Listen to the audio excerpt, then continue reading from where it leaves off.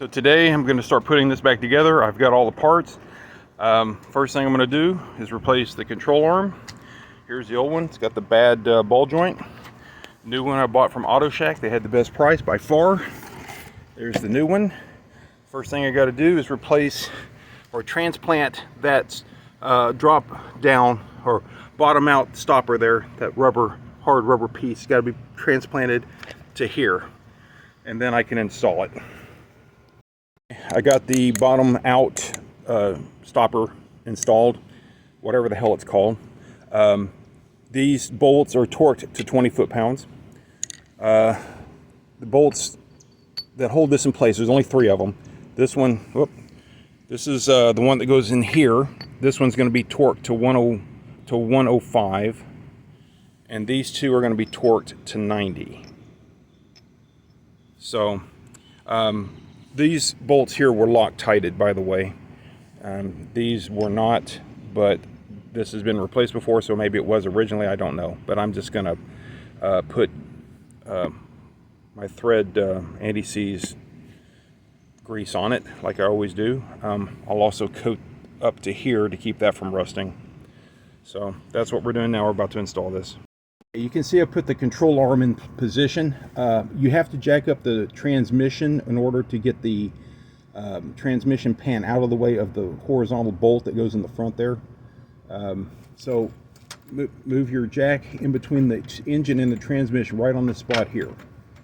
And then jack it up a couple inches so you can get that pan. You'll see the pan's going to go up now.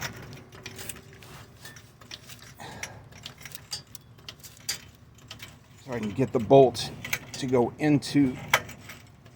All right, that ought to do. So now I should be able to get that one bolt in that goes in horizontally. So before I install the new one, which is this one, I wanted to go ahead and compare it to the old one. Look down inside there. Let me zoom in. Look at how those are cut. It looks like it didn't get cut completely, and there's also these weird hash marks on them. Now if you look at this one, it looks like it's more well defined and it doesn't have those hash marks. So something didn't get finished right on this particular one. And just to prove it, here's that. Here's the old one. It won't go on. It barely engages it at all. It won't go on. Here's the new one.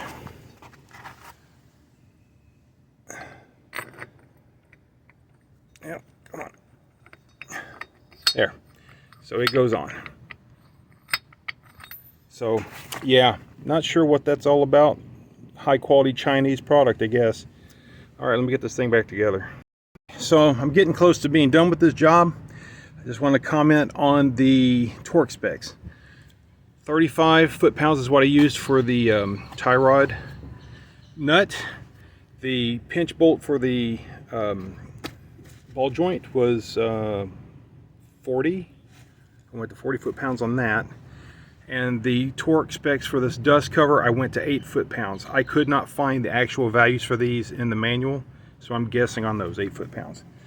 I still need to torque this down to 180, but I don't have a way to measure that exactly, so I'm just going to jack on it with the torque wrench, not the torque wrench, the impact wrench, until it's good and tight. That's all I can do. And also, I'm not going to forget to knock that into the notch, that ring there, that edge into the notch. All right, so let me finish this up.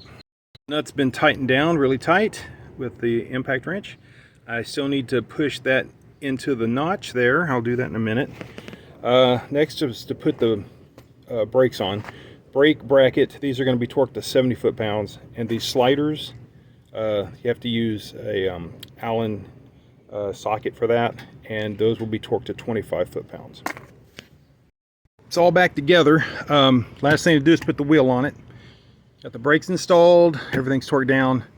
I believe I've already mentioned all the torque specs.